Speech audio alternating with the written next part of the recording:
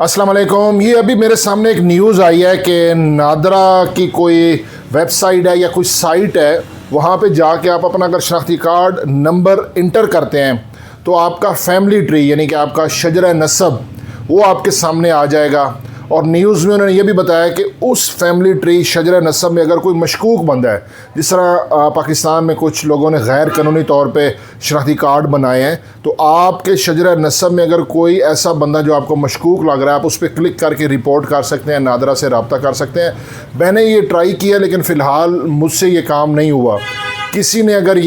किसी को इसके बारे में अगर सही इन्फॉर्मेशन है कि ये वाकई ऑथेंटिक बात है कि नादरा की किसी साइट या वेबसाइट से हम अपना शजरा नसब चेक कर सकते हैं, और वो कहाँ तक चेक कर सकते हैं, दादा परदादा या कौन सी स्टेज तक हम पीछे अपना शजरा नसब चेक कर सकते हैं, पूरी तफसील बता दीजिएगा। बहुत मालूमाती हर किसी के लिए, अगर किसी को कोई इन्फॉर्मेशन है तो कमेंट में काइंडली बता दें कि वाकई ये ऐसा पॉसिबल है भी सही या ये कोई फेक न्यूज़ है।